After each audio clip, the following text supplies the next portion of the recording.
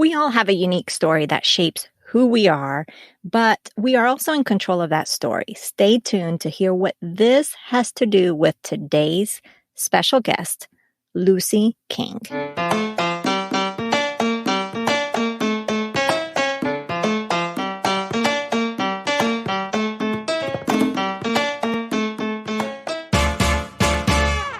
Yes, you are here. Bienvenida to the Her Dinero Matters podcast, a mixed language podcast hosted by me, Jen Hemphill, to help you become the reina of your money and love your dinero more.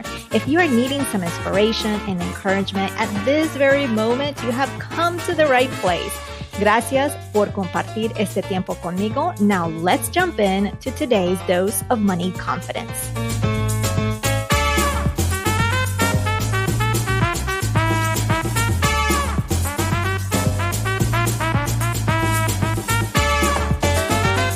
There are times in your life you have to acknowledge how far you have come. And I'm curious, do you take the time to do this? Because by doing this, it allows you to change the direction of your life. This is Jen Hemphill, your host, and I am so happy you are here. Today, we're going to meet our special guest, Luzy King, and learn about her journey, which involves over 20 moves back and forth from the U.S. to Mexico, and how books and her outlook on life grounded her perspective and allowed her to shift the direction of her life. A little bit about Luzy. She is a financial and business coach, speaker, and founder of Viva, Budget and Finance. She's also the first person in her family to become an investor, and you will definitely hear about this stirring experience. Lista? Let's go meet Luzy.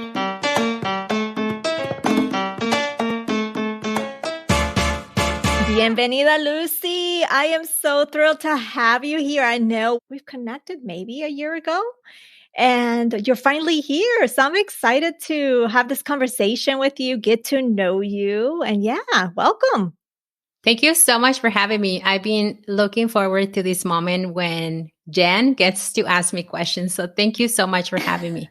Well, questions I have. Questions I do have. Let's start with, as usual, with this podcast, our tradition is to know your money story. So take us back in time, Luzy.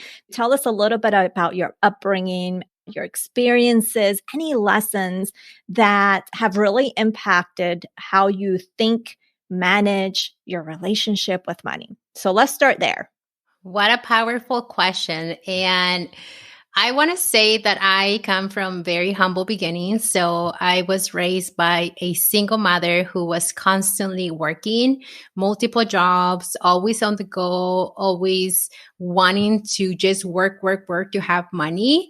And by the time I was 18 years old, I have moved, I want to say 22 times, because we either had to, go to another area where my mom didn't need to go to be on a bus for longer hours. So I was constantly moving because she was chasing a better pay, or because she was chasing just having to go from job A to job B without having to commute so much. And so that really shaped the way not only I feel about money or felt about money, but also my relationship with having a community and even trusting people. For the longest time, I didn't want to have new friends because I knew that maybe next week I'm not going to be here any longer. And there were times when money wasn't around. And so we were not even living paycheck to paycheck. We were living like with no money. And so we had neighbors that will help my mom financially, or even say, hey, you don't have to worry about feeding your kids. Like, we have food for them, right? And so a lot of scarcity around money, a lot of overworking. And for me, one of the things that really helped me, just believe that there was a better way, right? I'm so young and I have no idea what the world has for me. But one of the things that really helped me was the mentality or the idea that education will help me get there, right? Because my mom kept saying that over and over, like, if you have an education, you're going to be better off. So because we moved so much, I never had a formal education where you go to school for couple of years, like I've always had to study on the go. And so I was doing what is so popular right now as online schooling when I was like 12 years old, because I just wanted to get ahead. Books definitely shaped the way I think about myself. Books became almost like my Bible in a way. Like I have to learn something, I have to find a way to get ahead. And so after we were moving constantly between Mexico and the US, I also grew up with this idea that I didn't belong anywhere. Like I wasn't from here, I wasn't from there, right? Like ni de aquí, ni de allá, like the same. And so people will always ask me, like, where are you from? Are you from here? And then when we went to Mexico, people will say, what? You have an accent. Where are you from? I grew up with that identity of like, I don't belong in places. I don't belong in rooms. I had my first job when I was 16 years old as a housekeeper because I was so embarrassed to ask my mom for money to buy running shoes. I found a coach that said, you have something that is going to shape the way you live, who you are, and is going to get you farther. And he was very instrumental actually in my education because he said, you have to get in track and field. You have to become part of this group because I see something in you. And I thought, oh, he's just kind of maybe thinking that I'm special, but I'm really not, right? And so I got my first job as a housekeeper. I worked my way up in corporate America until I became a general manager. I was constantly denied salary increases. I was told that, oh, we can only give you 3%. Oh, you're already making too much. And at that point, I didn't understood how my relationship with money was keeping me from really asking for my worth. And in 2019, I left this job because I was just not happy with what I was doing. And I was also struggling with being a mom and being a top executive because there was no balance whatsoever. And having this mentality of like, I have to work because I saw that growing up, right? I saw my mom, how she was just on the go, even eating in the car or sometimes not even having breakfast. Like I thought that that was the only way to live. And so when I quit my job, I mean, I've learned so much that really has brought me here today to be with you. There's so much there, Lucy, and I didn't know all of this about you. I mean, I know little bits and pieces, but this is fascinating to me because some of the things that I caught was you mentioned community in terms of the times that your mom didn't have enough to like food. The community came together to support you. You also mentioned not getting the pay raises because you didn't know your worth. And even though what I know about you, you are a superstar, you're super intelligent. And I'm like, but it happens to a lot of us, right? Absolutely. Because we don't know what we don't know. And what I really also love about what you've shared too is that, you know, you got your job as a housekeeper at 16 years of age because you didn't want to ask your mom for money. And at this time, were you still doing the, I don't know if we want to call it homeschool, online school? Were you doing that as well at this time? Because you are always about the books, right? And I have seen that even when I met you. At this point, we were fully established in Oregon in a very rural, a small community. And at that point, I was already in a normal high school, but I was also older than everybody else because we moved so much. Like most people, I believe, graduate by the time they're 18. And I didn't graduate when I was 18. I graduated when I was 21 because I was moving. And I remember somebody saying like, oh, you're a super senior. And I had no idea what that meant at all. Right. I mean, I'm just amazed by you, just learning what I've learned today about you and everything, you know, your mom. And now, do you have siblings or was it you and your mom? No, I have two brothers and two sisters. I am the youngest one in the family and the one that, you know, the first of everything. Right. So I'm curious to know because obviously you have, or obviously to me because I know, but not for you listening, you have become a professional. You now have gone on to own your own business and you're doing really well. So what do you think shifted? Because you had this mindset of scarcity. You've had this mindset of, well, it's not going to get any better from what I heard, right? Correct me if I'm wrong. No. You had this mindset of like, well, this is all I'm going to get in terms of money. This is the limit, right? So what do you think, what helped you shift into what you were doing before to what you're doing now in terms of the amount of money that you can make? That is like not an issue with you. What do you think helped you as number one? And I'm also curious if you're willing to talk about it in terms of your siblings. Have they been able to evolve like you have, or are they having difficulties as a result of like your upbringing? Thank you for those questions. So one of the things that really helped me is my curiosity. Like I wanted answers, and I know that this is one of the most difficult things for people to really do. Take the first step into wondering, what if there's more? And so my curiosity led me to finding people like yourself and Janice, because I didn't see Latinas that were talking about money. I didn't see Latinas that were really talking about wealth building, right? I never saw myself as someone who became an investor. And I dived deep into understanding my relationship with money, because by the time I was 7, I was already exposed to so much financial trauma. And I didn't know that such a thing exists. Like I didn't even know the financial trauma is something that we experience as immigrants or as first-gen Latinas. And once I understood that there was something that I needed to dive deep into to help me understand my relationship with money, to help me grow my mindset, and of course, to help me grow my business and make money, right? And even feeling worthy of it too.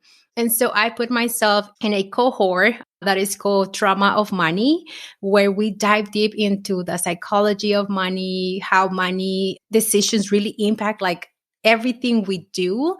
And I'm not going to lie, it wasn't comfortable. It was the opposite of that. It was very uncomfortable. I remember being in this group of amazing individuals. And I was feeling like as if I was being rebirthed. It sounds kind of corny, but that's what it did for me, right? And so once I dive into that, I said, okay, I know what I need to do. And I felt healed literally from my financial trauma. And that's when the shift happened for me, because I am a positive person. I am someone who it's always like, yeah, you can do things. But once I understood that, I was like, it's not just saying it. Like I can actually feel it. And that changed for me. And then in terms of like my family, at the beginning of my journey, it was hard for them to see that there was something better for us, because like you're saying, we only know what we know. And so when we start going beyond what our families had built for us, it's such a scary thing. And for them at the beginning, it was like, oh, estás loca. Like, what do you mean we can do that? And I have a sister who raised me, and she has become an investor now. And for her to be able to do that herself, to take care of herself financially, to being able to buy a low-cost index fund, for her to physically do that, it has been life-changing for her. Not everyone is on board. Not all of my siblings are ready to make the jump, but I'm changing one life at a time, and I'm okay with that. That is amazing. And so your sister became an investor as a result of you helping. And oh my gosh, that brings all the feelings. That is beautiful. Now, you said something earlier, and I have so many questions, but I'm going to try to keep them because you're saying so many things. I'm like, oh, and I want to ask about this and about this and about that. I'm taking a quick second to interrupt your listening to remind you, this show relies on your support to continue to grow. If you get a ton of value, it would mean everything if you can hit the follow button on wherever you listen to, share with a friend, and give us a quick and honest review. Gracias y te mando muchos abrazos. You said something earlier. You mentioned you were in a cohort where you were able to heal from the trauma. You also mentioned, I don't know if it's a question, we'll see. And then you also mentioned that you are a positive person. So I wanted to bring up that for those listening, you may be a positive person, but that doesn't mean you don't have trauma to navigate. Exactly. And I think that's what you were saying, that you've always been this positive person. Mm-hmm. Okay. I just wanted to highlight that because I think that's very, very important.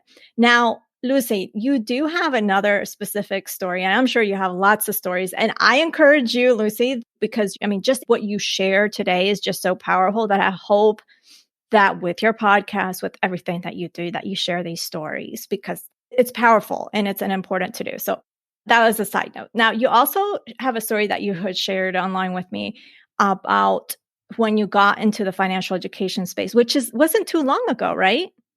It was 4 years ago now. 4 years ago. Okay. So 4 Yes. years ago is when you had like the shift. Everything started shifting, correct? Oh, yeah. But I've been building along the way. Right. Building along the way, but like the bigger shift. Okay. Now, you have a story that when you got into the financial education space, you were denied financial advice. Talk to us about that. Yeah.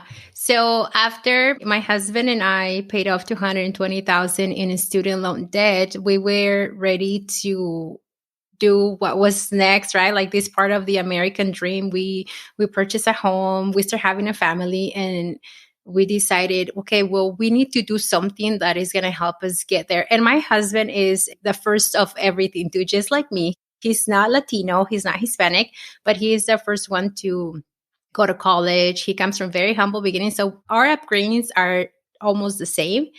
And we knew we wanted better for our kids. So we had paid off debt, and I started looking into, hey, let's start our journey. And at this point, by now, I'm in a master's program because, again, the conditioning to overwork and to always go to school was very real for me. And through the process, I learned about investing. I went and seek advice from someone, and I was told that I needed $100,000 to start investing. And at that point, I feel like a failure, right? It's like, wow, I gone to school, I've studied, I have all of these things, and now there's like another barrier that is coming my way. And I'm not new to like challenges and adversity, but I was already exhausted, to be honest with you. And so I went and seek advice from another person, and what this person told me is what really inspired me to say, I got to do something. So I went, talked to another financial advisor. This is the second one now. And she told me, oh, yeah, I can definitely help you. You do need $100,000 to start investing, which I already knew, right, from the previous one. And then I asked her, oh, out of curiosity, how many clients do you have that are Latina or women of color? And she said, I have 0. And I live in a community where Hispanics are big. And so I said, how come you don't have that many clients? And she told me, I just don't seek those demographics. We don't seek those demographics. Wow. And at that point, I knew there was something wrong. Yeah, you don't seek I was those like, demographics. Yeah, I was like, what is going on? So I came back. And again, I was like, well, I got to find the person who's going to give me this advice. And I started looking. I remember driving back and I was crying. I'm not going to lie, I was crying. Got home, got on the computer and started Googling financial planner Latina. Nothing. Everyone around me was white men. They were some women, but they were also white. And so I started even looking for more. And so that's how I found you. And I found Janice. And I was like, who are these people? And where are they? And I realized that financial education is not taught in schools. And I was so angry. I was like, I got to do something. So I started volunteering. That's how my business started, by the way. I started volunteering in my former high school, talking to students about how to manage debt, because at that point, I feel pretty comfortable with teaching anybody how the best methods to pay off debt are, why they need to do it, all of these. And through the process, other people were asking me like, hey, the teachers are like, I don't know how to pay up my student loans. I don't know how to create a spending plan. I don't know how to do a budget. And so that's when everything clicked like, what is going on? Why are we not being taught this in school? And that's really how I started my business. That is beautiful. Now, so you went, and in terms of talking to, it was about 2 financial planners that told you the same thing. We can help you and you need 100K. So help us set the record straight. I don't think the people listening, but someone that you may know, for those listening, maybe a family member, definitely share this episode with them. Help us, Lucy, set the record straight in terms of investing. What do you need? Do you need 50,000, 80,000? I mean, how can you start investing?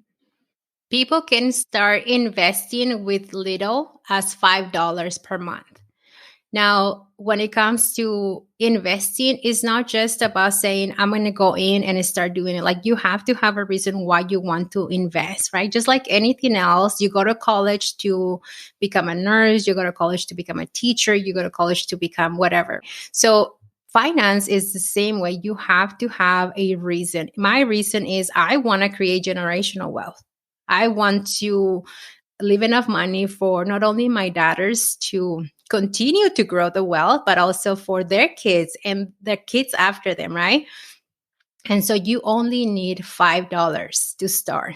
And if you're not comfortable with doing it yourself, you can definitely find a robo-advisor that can help you navigate that. But I'm passionate about teaching my clients to do it themselves. And here is why. Because when we feel confident about our money, we're able to help our community. And you get your power back. You don't let anybody take that from you. I believe that at some point, as I'm building wealth, I'm probably going to find an advisor myself, right? But at the beginning, you have to believe that you have what it takes to start investing. So $100,000 is not what you need. You need $5, and you just have to have the desire to want to change your life. I love that. And investing doesn't have to be hard. It doesn't have to be complicated. It's just about what you're doing. Like you immersed yourself and started learning. And it's just about wanting to do that. You have to want to do that. But if you don't, would you think robo-advisors has its goods, right? Like, I think robo-advisor feels like a more easy entry. Like, if you don't want to immerse, if you just want to get started investing, if they just have some higher fees than if you were to open your own brokerage account. But I think, would you say maybe like if someone listening right now, Lucy, is saying, yes, I want to invest, but I just don't have the time to learn. Would you say, and I'm not saying for you to give them advice because we're not giving advice, we're just providing education. disclaimer. But would you say like the robo-advisor would be like the least barrier to entry just to start? Honestly, in my experience, one of the things that keeps people from starting is the mindset. The belief that money is bad, the belief that wealth is not for them. So if you have a 9-to-5 right now, the best way to start investing is through your 401k, your 403b, your 457. We have this idea that when we start contributing to this account, our employer is taking money from us. And no, they're not taking money from you at all. You are investing for retirement, and you have to start there. Now, get curious about, okay, I'm contributing to my 401k, 403b. What's inside? What does it mean when I select my options and I put 10% here, 25% there, 35%? Get curious about what that means and ask questions. I believe in our community, we have this belief, right? That calladita te ves más bonita. Don't ask questions, or even the fear to seem stupid. You know, I'm going to use that word that I don't like to use often, but we have this fear of like, I don't want to sound stupid. But guess what? If you're not asking questions, you're not learning, you're not evolving, and you have to start there. If you are someone who wants to do it yourself, which I highly recommend, you have to be willing to put in the time, because yes, we are all busy. I mean, Jen, you have a podcast, you're an author, you do speaking engagement, you do so much, right? I am a mom. If I keep telling myself I don't have the time, I'm going to see myself 20 years from now saying, I wish I would have listened to Lucy and Jen when they had that podcast, right? We don't want that. We don't have the leisure in our community to just wait until we feel ready. Go ask Jen. Go ask Lucy. Go ask all of these other Latinos that are talking about money. How can we do it? Yeah, and it's about prioritizing what is most important at this time. Yes, you may have all these things going on, but what are the top 3 things, let's say, you want to focus on? If investing, hopefully that is, because compound interest is a beautiful thing, then make sure you just have those priorities. It doesn't mean you have to ignore the other things that you have to do, but when you create priorities, you're gonna find time to take action or do what you need to do towards those priorities. Now, I'm curious to know your take on this. What do you think, Lucy, is the biggest barrier to building generational wealth in our community? Great question. One of the things that I'm 100% convinced is the lack of education, the lack of access to financial education. Our kids are not learning these amazing ways to build wealth in school. We didn't learn it from our parents. So it is up to us to really redefine the way we think about money. It is so important for us to start building wealth and own it and say yes and be honest with ourselves. Like, I want more, right? I want more. So that is one of the barriers that we face as Latinos, the lack of financial education, the accessibility to it. In my opinion and my experience as I coach my clients, and I have been doing this for a while now, is the cultural beliefs around money. Like, oh, we're either on this bucket of money is evil or this bucket of money is greed. And if I have money, people are not going to like me. And we have to unlearn all of these cultural beliefs that really are not only keeping us from building wealth, but also underpay and constantly overworking. I recently learned from my mother about one of our friends who's like in a bad situation health-wise, right? And so our community need to understand that prioritizing their health is key to building wealth. We have to just really stop thinking that working hard is going to make us rich, because it's not. It's not. It's a toll on your body. It's a toll on your mental health. And so we have to do that. And then for the listeners that are females, which I believe most of your audience is we have to put ourselves first. And what I mean by that is you have to invest in yourself. Assess where you are in your journey, in your life. If you need to hire a therapist, hire a therapist. If you need to work with any type of coach, do it. Invest in yourself. You don't have to do it alone. You can ask for help and you can get there faster. Love it. Now I have 2 more questions because I'm like, no, I'm going to ask these last 2 questions and we're running out of time. But I have seen since the pandemic, the number of Latinos, Latinas, Latinx in the financial space just multiply.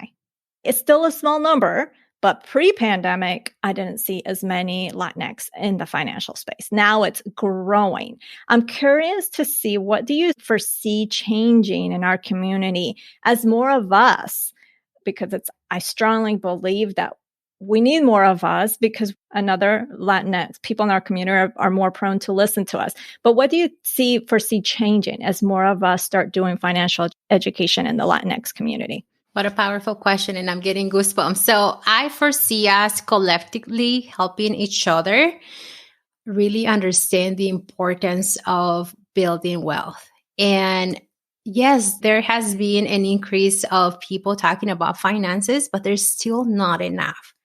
So if someone is overwhelmed, but oh my God, who do I listen to, right? Jen is saying this, Lucy's saying this. I mean, there's so many of us, but I want them to know that they have to take action, because we are the majority and we have the power to shape so many things, from the political issues that are happening in our country, the environment, any social justice issue that you care for. Money gives you the power to support that.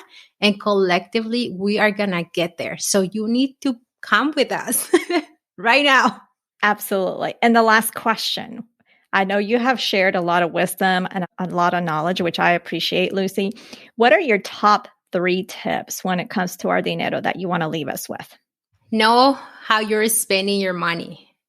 Know what money you have coming in. Know your cash flow. Do you have any money that you expect to come? Invest now. Don't wait until you say, I'm going to wait until I have 5,000 to start. I'm going to wait until I have 1,000. Like, start now. And ask for those raises at work. Ask for your worth and charge your worth. As Latinos, we have the tendency to undercharge because we have this passion to help our community. We believe that we're doing them a favor, and we really are not. We have to start by breaking the cycle, and we have to help each other. Those are my 3 tips. Wonderful, Lucy. Thank you so much. Muchas gracias por todo. I really enjoyed our conversation. I enjoyed having you here. Thank you for what you do. Keep up what you're doing because we need you. We need you. Te necesitamos. Muchas gracias. Gracias a ti. And it's been an honor to be here with you. And I had you on my vision board, by the way. Oh, for this year. Really? Oh, my goodness. Now I'm going to start blushing. So thank you so much for having me. Thank you, Lucy.